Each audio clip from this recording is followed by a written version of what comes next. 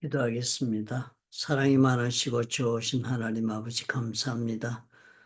한 주간 또 월요일 시작하는 주일입니다. 하나님께서 축복해 주셔서 말씀과 더불어 새롭게 하루를 경영할 수 있도록 지혜를 주시고 성령께서 또 인도해 주옵소서. 예수님 이름으로 기도합니다. 아멘. 11월 4일이네요. 월요일 사무엘상 2장 11절부터 21절의 말씀을 우리 묵상하도록 하겠습니다. 오늘의 말씀의 내용은 엘리 제사장의 두 아들이 참으로 놀랍게도 패역한 짓을 합니다.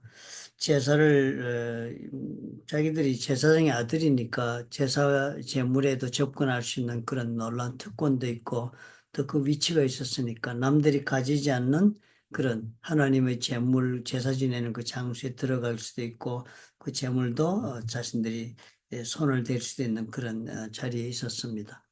하나님께서 제사장들에게 주신 그런 놀라운 특권이었죠. 그죠? 제물을 제사 드리고 난 다음에 하나님께서는 그 제물을 제사장들에게 주어서 그들이 생업에 먹고 사는 일에 그것을 주신 것입니다. 거룩한 제물을 먹는 법도 레위기에서 자세하게 설명이 되어 있습니다. 제사를 드리는 사람들과 나누어 먹을 것도 있고 같이 먹는 것도 있고 화목제물 같은 경우는 아니면 제사장만 먹는 또 예물도 있고 그랬습니다. 그러니까 사실은 이것은 제사장들의 특권이었는데 엘리의 두 아들이요. 자신들의 그 특권을 남용을 합니다. 자신들이 하나님 앞에 엘리 제사장과 그리고 그 자녀가 되어서 하나님을 섬김으로 그리고 누릴 수 있는 특권을 하나님이 부여하셨는데요. 그런 모든 특권을 자신들이 어떻게 해요? 욕망과 자신들의 욕심과 자신들의 방법에 따라서 그것을 함부로 남용하고 그리고 어뷰즈했습니다. 그렇게 해서 제사 자체를 하나님 앞에 제대로 드리는 일을 회방을 하는 그런 어리석은 죄를 지었습니다. 그렇게 되니까 이 두 사람이 어떻게 해요? 하나님의 일을 특권을 누리면서 그렇게 마땅히 즐기면서 누리면서 할 수 있는 기회를 부여받았음에도 불구하고 제대로 그 역할을 감당하지 못하고 오히려 그 특권을 통하여 하나님의 그 주신 권리를 남용하여서 하나님의 제사를 오염시키고 그리고 또 막고 있으니까 하나님께서 그들을 판단하시기요. 하나님의 제사를 멸시하는 자들의 행위로 그렇게 판단을 하시는 것입니다. 그러니까 그 하나님께서는 그들에게 주었던 그 특권을 빼앗습니다. 오히려 그 길을 막고 하나님은 하나님의 제사를 받기 위한 새로운 사람 사무엘을 하나님이 기르고 계신 것입니다. 하나님은 언제나 이렇게 쓰임의 기회를 주신 그 사람 당사자들이 그것을 특권으로 생각하고 감사함으로 그 쓰임을 하나님 앞에 감당하는 그런 직분을 감당하는 사람이 되지 못하고 하나님을 망령되게 혹은 또 하나님의 일을 하나님 앞에서 회방하고 그래서 하나님에 대한 멸시의 그런 태도를 가지고 삶을 살게 되면 하나님은 반드시 그 대타를 세우셔서 하나님의 일을 계속하시는 것입니다.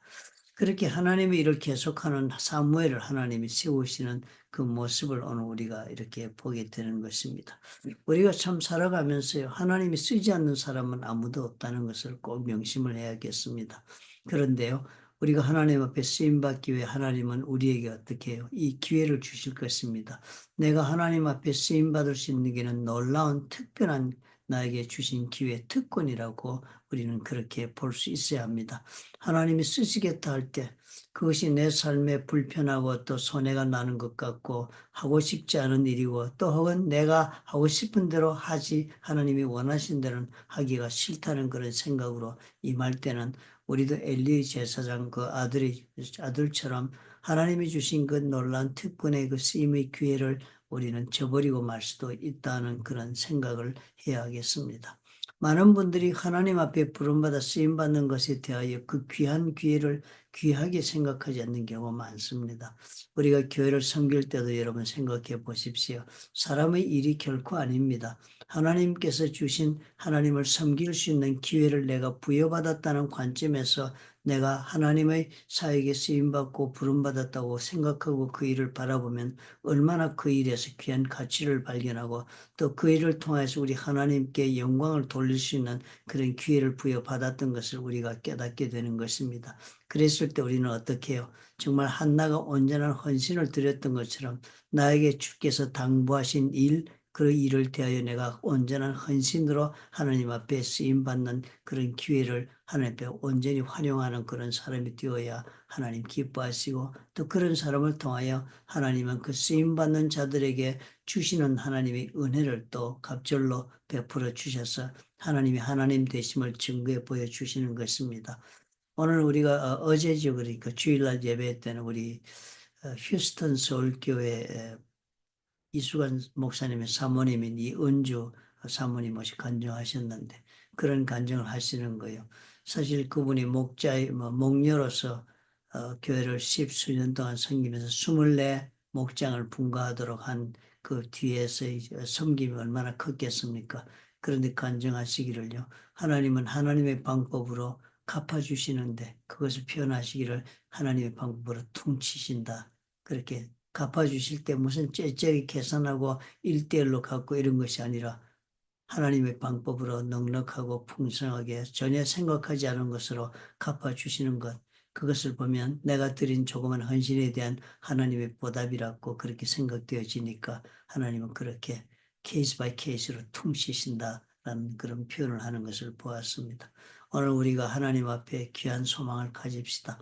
거룩한 그런 소원, 거룩한 욕망, 그것은 바로 내가 쓰임받기를 원한다 하는 그런 생각이고 또 주님께서 쓰임받기를 원해서 일을 당부하신다면 내가 참으로 온전한 헌신으로 하나님 앞에 응답하고자 하는 그런 거룩한 욕망을 우리 다 품어야 되겠다 하는 생각이 듭니다.